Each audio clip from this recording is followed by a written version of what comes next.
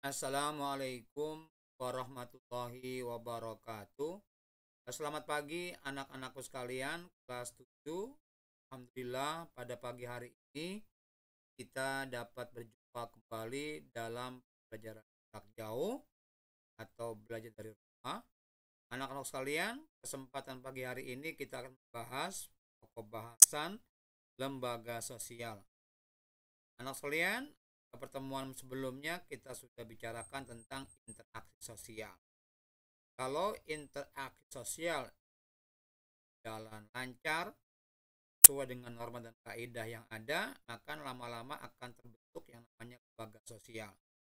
Anak sekalian, sebelum kita mulai belajar, mari kita berdoa menurut agama kita mulai. Selesai anak sekalian? Mari tolong diperhatikan, ya kita akan bahas mengenai lembaga sosial. Dalam kesempatan pagi ini kita lihat nanti dulu kompetensi dasarnya, tujuan pelajarannya, pengertian, 4 tingkatan norma, dan jenis-jenis lembaga sosial. Itu yang mau kita bahas pagi. Sekalian mari kita mulai. Kita lihat kompetensi dasarnya yaitu menganalisis interaksi sosial dalam ruang dan pengaruhnya terhadap kehidupan sosial, ekonomi, dan budaya dalam nilai dan norma serta kelembagaan sosial budaya. Tujuan pembelajaran hari ini yang pertama menjelaskan pengaruh interaksi sosial terhadap pembentukan lembaga sosial, yang kedua menjelaskan pengertian lembaga sosial, yang ketiga menjelaskan jenis-jenis lembaga sosial, dan yang terakhir yang keempat menjelaskan fungsi dari lembaga sosial. Nah, sekalian kita lanjut materi kita, itu pengertian lembaga sosial.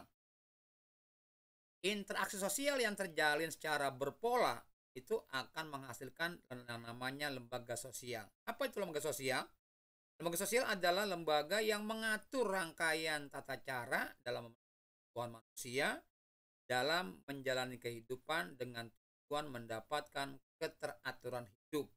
Nah, itu artinya artian dari sosial. Lembaga sosial terbentuk dari norma-norma yang dianggap penting dalam hidup bermasyarakat. Lanjut sekalian ya.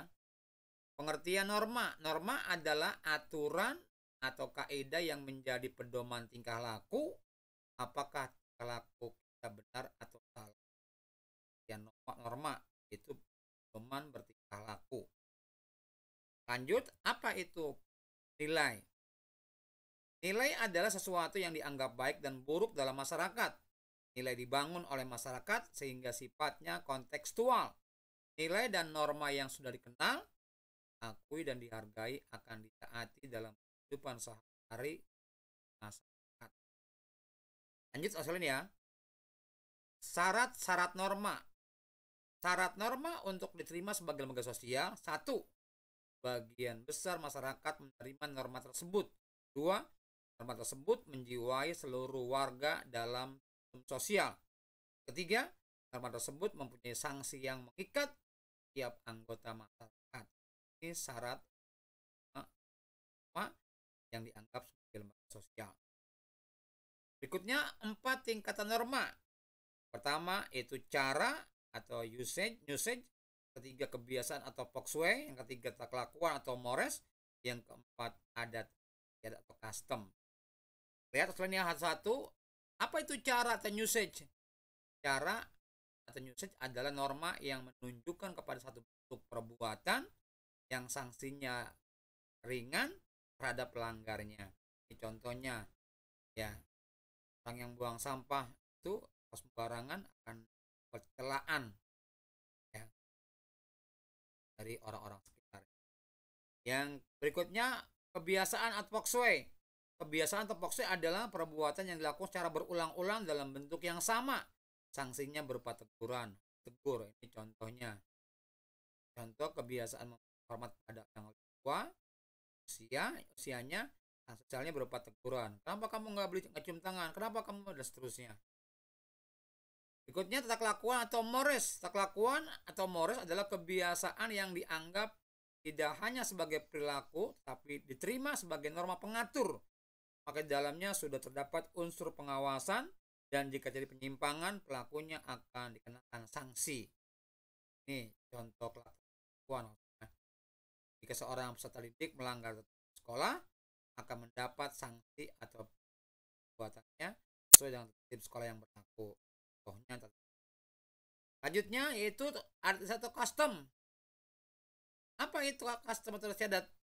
Tata kelakuan yang menyatu dengan pola perilaku masyarakat dan memiliki kekuatan yang mengikat yang lebih. Jika melanggar, sanksi keras akan didapatkan dari masyarakat dan lain. Ini contohnya masyarakat Baduy yang terdapat di Banten yang menggunakan warna pakaian yang serba hitam untuk kegiatan sehari.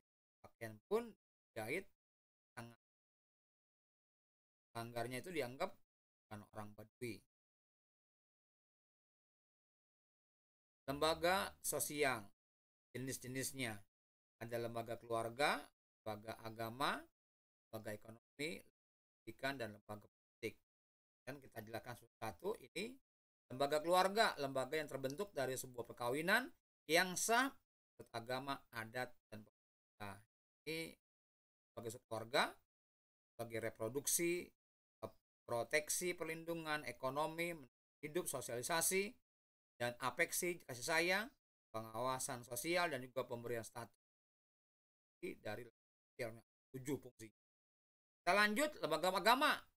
Itu sistem keyakinan dan praktek keagamaan dalam masyarakat yang telah dirumuskan dan dibakukan. Agama merupakan satu lembaga atau institusi penting yang mengatur kehidupan rohani.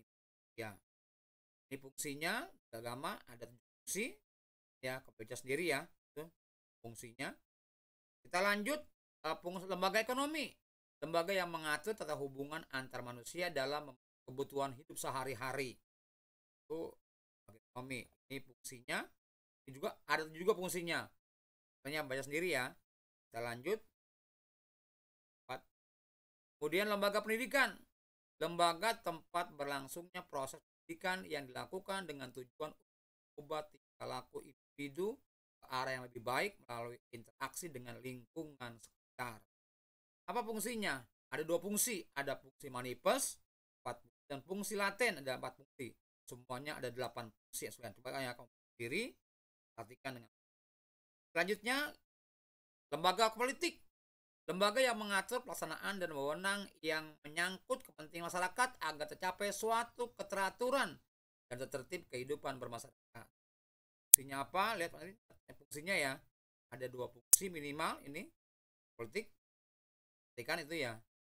Ya terlibat dalam politik sebagai penegak hukum dan menyelesaikan konflik dalam masyarakat secara mengusahakan secara umum, contohnya pekerjaan, pangan, sandang, papan, dan ini dari politik. Terakhir soalnya tugas ya. Ada 5 soal yang harus dijawab. Kalian sampai sini saja PJJ kita pagi hari ini. Sampai jumpa lagi di video berikutnya. Semester 2 nanti. Ya, ini PJJ terakhir hari ini. Kita perhatikan, kamu baca, pelajari lagi dari awal, bahas bab 2. Kita akan masuk ulangan umum di akhir November nanti. Di sini saja sekalian. Lagi. Assalamualaikum warahmatullahi wabarakatuh.